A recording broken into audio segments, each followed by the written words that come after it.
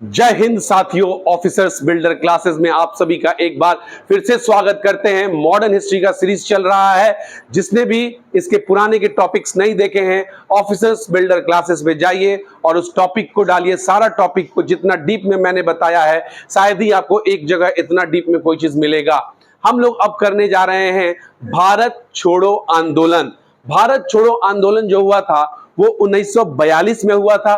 भारत छोड़ो आंदोलन क्यों हुआ था?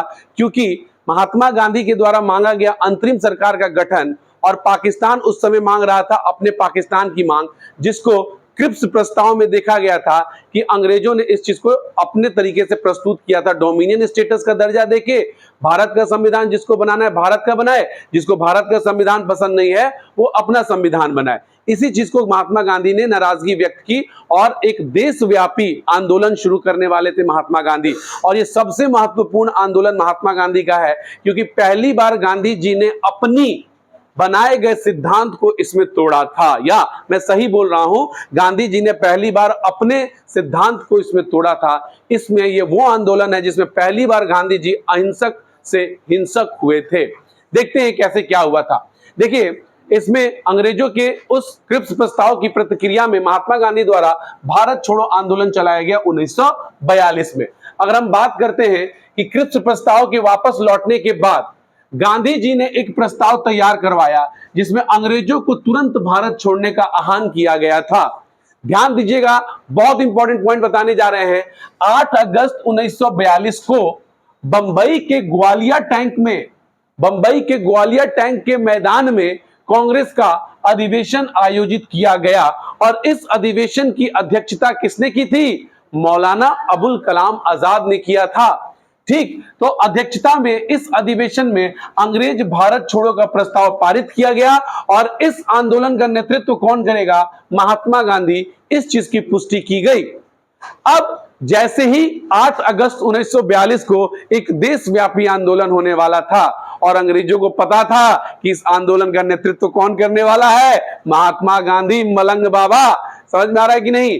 तो महात्मा गांधी जैसे 8 अगस्त 1942 को इस चीज की घोषणा करवाते हैं मुंबई के ग्वालियर टैंक में जो कांग्रेस का अधिवेशन हुआ था, रात के 12 बजे, यानी कि 9 अगस्त और 8 अगस्त के बीच का जो रात था, ऑपरेशन जीरो आवर चलाया जाता है अंग्रेजों के द्वारा। और भारत के जितने भी सर्वश्रेष्ठ नेता थे उनको सभी को गिरफ्तार कर लिया जाता है। इस गिरफ्तारी में जब महात्मा गांधी को गिरफ्तार किया गया, एकदम रात का टाइम था और लोगों को पता चल ही गया था कि महात्मा गांधी गिरफ्तार होने वाले हैं। तो महात्मा गांधी इसी समय जब गिरफ्तार होके जा रहे थे तो अंग्रेज भारतीयों ने पूछा, आप तो बोल रहे थे कि 9 तारीख को हम लोग देशव्यापी आंदोलन करेंगे, अब क्या? तो महात्मा गांधी यहीं से जाते जाते बोले थे, करो या मरो। समझ में आ रहा है कि नहीं आ रहा है? तो इस समय महात्मा गांधी को, इनकी पत्नी कस्तूरबा गांधी को और सरोजनी नायडू को आगा खां पैलेस में बंद किया गया। अगर हम बात करते हैं और नेताओं के बारे में तो जवाहरलाल नेहरू, देखिए जवाहरलाल नेहरू, जेबी कृपलानी, गोविंद वल्लभ पंत, पट्टाभी सीतारामैया को अहमदनगर जेल में बंद किया गया।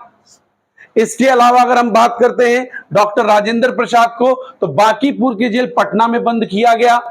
इसके बाद अगर हम बात करते हैं जयप्रकाश नारायण को तो हजारीबाग की जेल झारखंड में बंद किया गया। और इसी समय दीपावली का दिन जब था तो दीपावली के दिन कैदियों को थोड़ा सा घूमने उमने के लिए उस कैद खाना में छोड़ा गया था। उसी समय ये दीवार पर फान करके आपकी जयप्रकाश नारायण यहां से नेपाल भाग जाते हैं और वहां पे आजाद दास्ता का क्या करते हैं? शुरुआत करते हैं।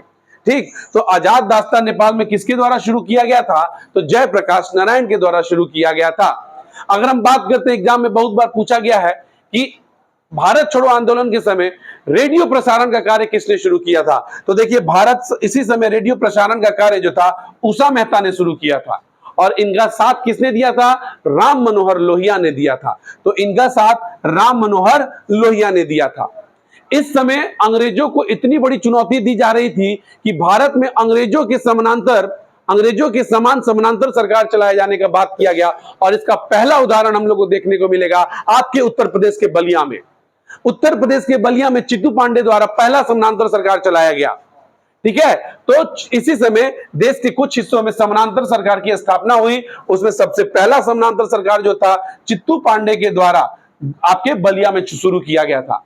सेम चीज बंगाल में भी शुरू किया गया था। बंगाल के मिदनापुर के तामलुक नामक स्थान पर सतीश चंद्र सामंत के द्वारा समानांतर सरकार को स्थापित किया गया था बंगाल में।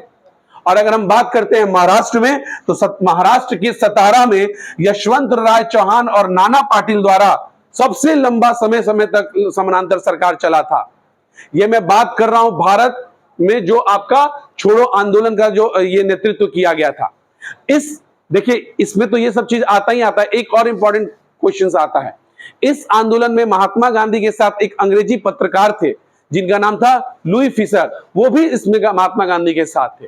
तो ये हमने पढ़ा आपके किसके बारे में, भारत छोड़ो आंदोलन के बारे में पढ़ा है। अगला अब हम लोग पढ़ेंगे जो भी चीज आएगा। आप लोग इन सीरीज को जरूर देखें और सभी लोग चैनल को सब्सक्राइब जरूर कर दीजिए अगर ये चीज बहुत अच्छे से आप लोगों को मॉडर्न हिस्ट्री अपना कंप्लीट करना है तो। Thank you. जय हिंद, जय भारत।